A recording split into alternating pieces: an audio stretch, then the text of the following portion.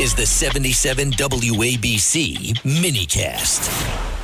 Last night was a huge night for me and my beautiful wife, Danielle. My son, Gabriel, honored once again by the retired DEA folks. Great job by Don, Elise, and the active folks were there, too. Scott Monroe, DEA, and all these other union heads were there as well, including Vincent Vallelong, who Arthur Idala just mentioned. He happens to be the head of the Sergeants Group, the SBA.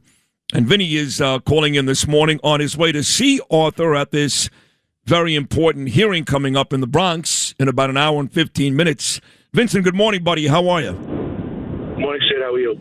I'm great. Great seeing you last night, actually. And as I told you, my listening audience already today, you were sitting behind us, your table, and you grabbed a picture at one point of my son, Gabriel, leaning over, whispering something in my ear. And you said, "You're going to like this one." Man, are you right. That was my favorite picture from last night, Vinny. Thank you so much. It's all about family. Yeah, you just had something big happen in your family, too, right? Yeah, my oldest daughter got married. Oh, look at you. All right. Oh, well, you're on your way to yeah, congratulations, Mazel Tov. You're on your way to this hearing right now. We just had Artie Idala on moments ago, and he was extolling the virtues of a guy that sounds like a great guy, this Sergeant Erik. He didn't tell me his last name. Maybe you will. But at any rate, he's looking at possible jail time this morning for self-defense and taking out a drug dealer, not a guy on his way to church or taking his kid to school. A drug dealer.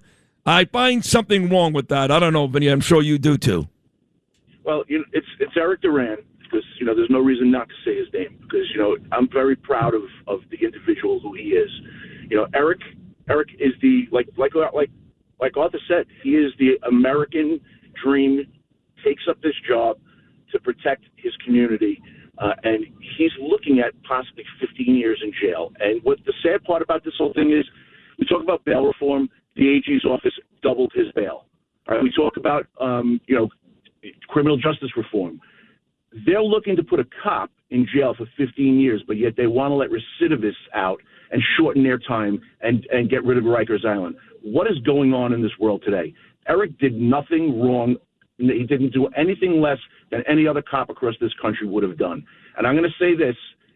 Be careful what it is, the type of police officer you're asking for with these decisions, because you have the decision coming down now with Erik, and you also had the Diller case. All right? This is an abomination on both parts. The Diller case is really embarrassing. That Guy Rivera was not found guilty of that murder one charge, because some defense attorney said, well, he didn't wake up that morning and decide he wanted to kill somebody. Wait a second. He's got 21 priors. He's a criminal. He left his house with an illegal gun. To me, that's intent. Somebody tried to make a comparison to Bo Dietl. Bo's a former cop. He never used his gun as a cop, let alone as a civilian. This guy is a criminal walking around with a loaded gun in the streets. I don't know, Vinny. Sounds like intent to me. Do you know who didn't wake up that morning in order to kill somebody with the intent? Erik Duran. That's who. That's a great point. Man, that's a great point. Listen, we got big problems. You were there last night, Vincent, again, and it wasn't the SBA night. It was for the retired detectives and the DEA, and I know you're friendly with Scott Monroe. He was on this show yesterday. He was voicing his concerns about this city, how he's losing detectives. They're quitting. They're retiring every day. They're moving to places like North Carolina, to Florida, to even Nassau County. You watched the great Bruce Blakeman last night speak at that event as well. Even Nassau County. You said one thing last night that struck home, and it was the first thing you said. You said, people, we're in trouble. Yeah, that's how I started my speech. You're right, because the guys that spoke before me, Paul Mauro and Bo Dietl, who were amazing, and God, I was so honored to be honored with them. They made their speeches about themselves, which they should have. They're both former cops. I'm not, okay? I'm not a former cop.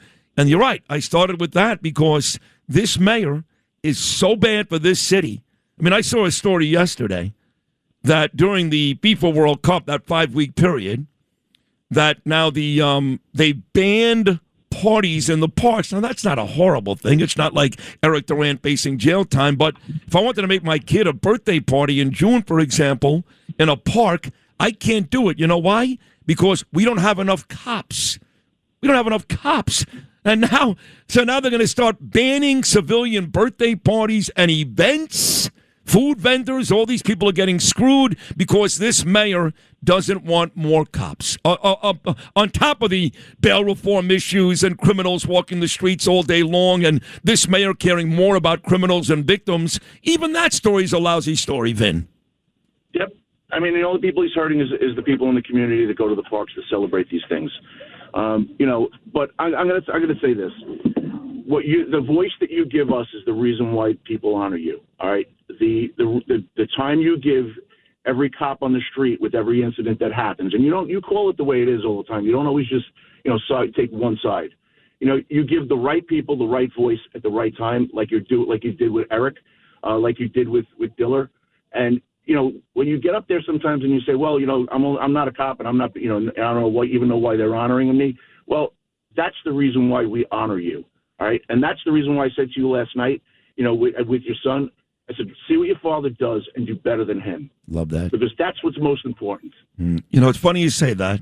Danielle just texted me and she said, Vinny gave our son great advice last night. It's actually weird that you just said that because she just sent me that text.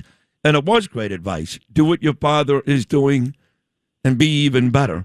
And I did say last night that I sometimes feel like it's a little bit of stolen valor because I've never arrested anybody and I'm not a cop. But you guys, especially you, Vinny, you and I become so close. You make sure that you voice the appreciation from all of you guys. And it's humbling for me and emotional for me. I got choked up again last night, and I'll wrap it up with this as we get set to commemorate 25 years, 9/11 right around the corner. I've never let that day go. I don't stop talking about it. I can still see the buildings coming down, and I was hoping for kind of a big hug here in New York on that day. A lot of crying, obviously, but a big hug.